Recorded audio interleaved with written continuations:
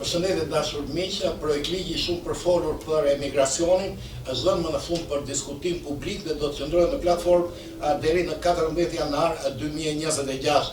Pas kësaj date, normalisht pritet depozitimi i ligjit në parlament dhe miratimi i tij diku nga fundi i janarit apo fillimi i shkurtit, kjo në varësi të trendit vitës që ka parlamenti grek. Bëhet fjalë për një projekt ligj që në fakt është paraqitur, ishte përgatitur më saktë nga ish ministri i emigracionit Dimitris Keridis, por ka në formën e vet përfundimtare ka shumë ndërhyrje nga ministri aktual i emigracionit Thanos Plevris dhe le të themi këtu që qysh në fillim që ashtu sikurse kishte deklaruar Plevris nuk ka asnjë lloj dispozite për qëndrije për arsye të jashtëzakonshme, pra nuk parashikohet asnjë lloj legalizimi për emigrantët që deri më tani janë pa dokumenta dhe që kishin një shpresë, që e kishin përsëri ne këtë shpresë, se kështu na ishte thënë nga autoritetet e emigracionit, kishin një shpresë pra se ndoshta ky ligj do të konsideronte edhe këtë kategori, për fat të keq nuk ka një konsiderim të tillë. Projekt ligji titullohet Promovim i politikave të emigracionit të ligjshëm dhe me një vështrim të shpejtë kemi lecuar 5 risi që mund të fiksohen si pozitive dhe që i shërbejnë pjesës më të madhe të bashkëdhetarëve tanë që ndodhen në Greqi si emigrant të ligjshëm. Për mendimin tim, risia e parë lidhet me moshat mbi 65 vjeç, të cilët për arsye objektive tashmë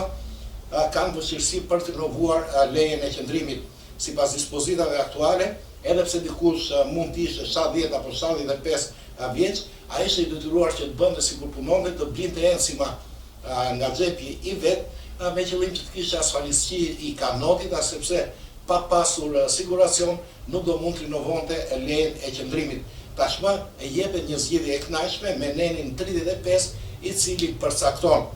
qytetarët e vendeve të treta që kanë mbushur vitin e 65 të moshës, banojnë në mënyrë të ligjshme në Greqi dhe disponojnë leje të brendshme qëndrimi që nuk mund të rinovohet për arsye se nuk përmbush kushtet, përfitojnë leje qëndrimi nëse 1. Nuk kanë krijuar të drejtë pensionit për shkak të mosplotësimit të numrit të nevojshëm të ensimave dhe 2. Paraqesin një siguracion privat. Leja qëndrimit u jepet me një kohëzgjatje 3 vjeçare dhe rinovohet për të njëjtin afat. Pra, të gjithë ju që deri më tani kishin ngel pa punë për shkak të moshës, ne kemi raste edhe 80 vjeçar madje që i kanë blerë ensimat vetëm me vetëm që të rinovonin lejen e qëndrimit. Tani mund të rinovoni lejen e qëndrimit pas një problem, me kushtet mos hini numrin e saktuar të ensimave që kërkojnë për pension, 4500 më duket, edhe në vend të kësaj të keni bërë një kontratë siguracioni privat, do të përfitoni një leje 3 vjeçare me drejt rinovimi gjithmonë për 3 vjet dhe ma merr mendja me të njëjtat kushte. Risia e dytë është interesante sepse rritet kohëzgjatja për lejet e atyre emigrante që merrin lejen të skaduar apo mbeteshin vetëm pak muaj për skadimin e saj. Madje edhe më keq e merrin lejen pasi kishin disa muaj që kishte skaduar dhe duhet aplikonin menjëherë për rinovimin e lejes së qëndrimit. Për shembull, nëse njëri e merrte lejen sot në 31 dhjetor, një leje e cila në fakt ishte skaduar në 30 shtator, sikurse ka ndodhur në shumë raste, ai duhet ta bënte rinovimin sot, por leja e tij do të fillonte nga 30 shtatori që i kishte mbaruar leja para ase, pavarësisht se e kishte marrë në dorë nga autoritetet me 3 dhe 4 muaj vonesë. Tani për rastet ngjashme jepet një zgjatje kohe prej 2 vjetësh, do me thënë, nëse në momentin që më jepet leja ka mbetur nga vlefshmëria e saj për shembull 6 apo 10 muaj, automatikisht leja merr kohëzgjatje edhe për 2 vite të tjerë. Risia e tretë, kush ka aplikuar nga 2022 dhe i këndej dhe është ende me VDO-si në dorë dhe ma merr mendja që ka një numër të madh bashkëdhetarësh me këtë lloj statusi, ata do të pajisen me leje 2 vjeçare, vlefshmëria e së cilës fillon ditën e nxjerrjes së lejes. Do me thënë, nëse dikush ka 3 apo më pak vjet me VDO-sin dhe normalisht do të merrte një leje të skaduar apo të cunguar, që ska do të bje fjala në mars 2026, kur do duhet të aplikonte në mars 2026 për rinovimin e lejes dhe të priste përsëri një 2 apo 3 vite. Tashmë ai merr një leje 2 vjeçare dhe në vend se të aplikoj për rinovimin në janar apo shkurt 2026, do të aplikoj në 2028. Risia e katërt, nuk janë pak ata që harrojnë të aplikojnë për rinovimin brenda afateve ligjore. Pra, e dim që ke të drejtë të aplikosh për rinovimin e lejes së qëndrimit nga momenti që mbeten 2 muaj për skadimin e saj dhe deri në ditën e fundit. Mirë po mja për emigrantëve janë drejtuar dhe këtu tenem televizionin Tribuna, disa prej tyre kanë harruar që ta rinovojnë ose për arsye të ndryshme nuk ka mundur të paraqesin brenda afateve ligjore kërkesën për rinovim. Në ligjin aktual, në ligjin që sot në fuqi, pra, kishe drejt aplikoje 1 muaj, deri në 1 muaj mbas skadimit lejes dhe të paguaj dhe një gjop prej 100 euros. Tashmë amnestia bëhet 3 muaj, pra në qoftë se leja të ka mbaruar në nëntor të 2025-s dhe ti nuk ka aplikuar as në dhjetor, ke të drejtë që këtë gjë ta bësh deri në fund të shkurtit të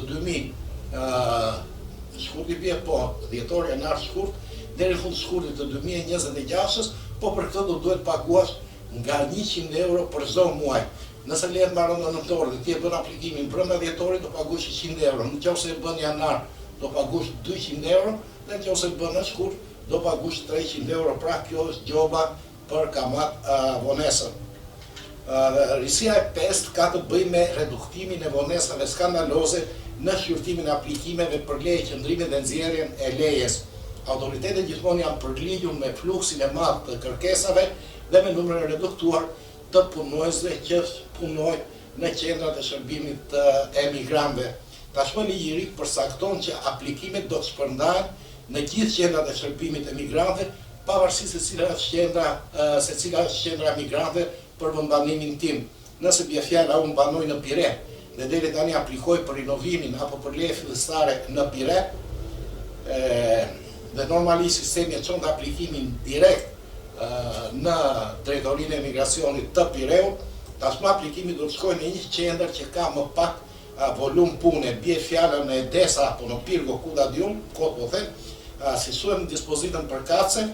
sistemi do ta dërgoj aplikimin në shërbimin që ka më pak kërkesa në evidencë për shqyrtimin më të shpejt dhe më relativ të aplikimeve.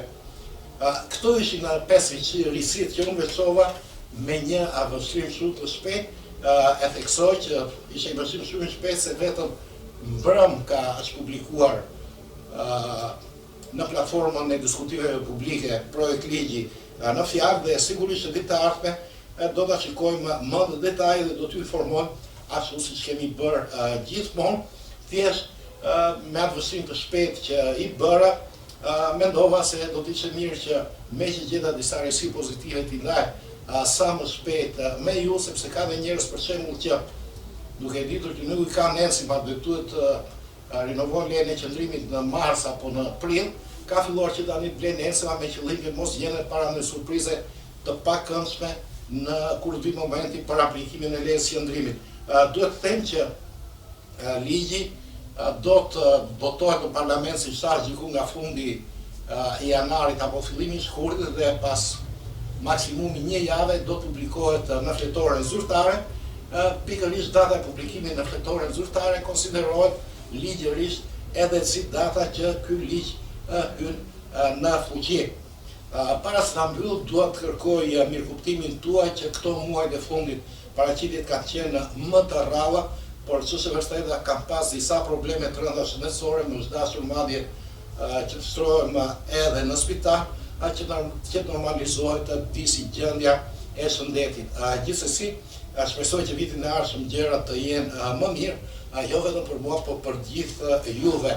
Të dashur miq, duke ju falënderuar për mbështetjen morale që na ofroni çdo ditë, ju uroj gëzuar të gjithëve, gëzuar vitin e ri, shëndet e lumturi në familjet tuaja.